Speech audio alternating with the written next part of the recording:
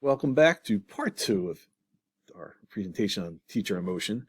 And as we were talking about not just social emotional learning and trauma-informed learning and self-care, but focusing on emotions through the curriculum, you know, characters, a couple examples in narratives and language arts. You could talk about characters, how the characters respond, feel during not just the positive but times, but also when they face some conflict, some tension in the story. Social studies, history, how have people in historical times, to steal from the grapes of wrath, not just the best of times, but the worst of times, how have people responded? How might they feel? How would you feel if you were this person in this moment? And really talk through the emotions, which kind of gets us to a couple of overall questions. How can curriculum be designed, as we've studied in this course?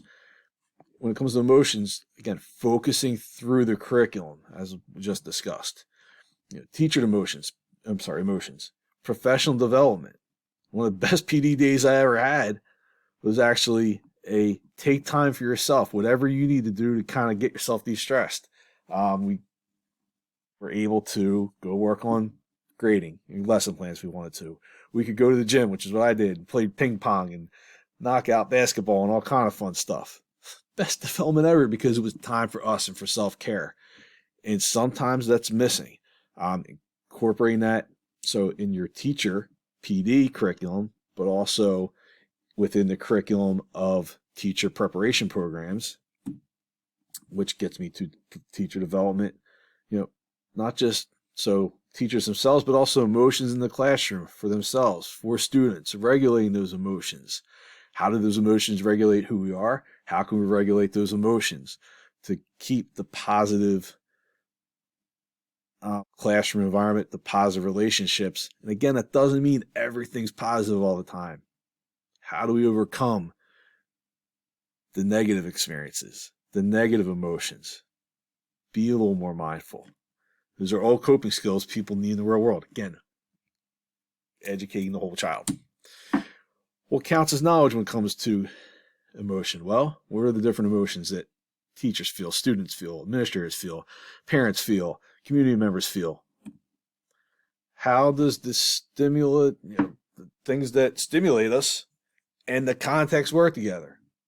What happens in the classroom might have a different outcome and outward emotion than if the same thing happened when you were on vacation. Who knows?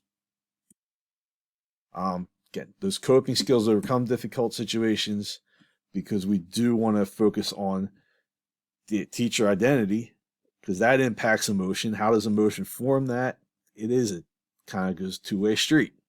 Emotion forms the identity kind of impact emotions, which all impacts the relationships with students, the relationship we have with administrators, the culture of the school, the culture of the classroom, which all impacts student achievement, is very important.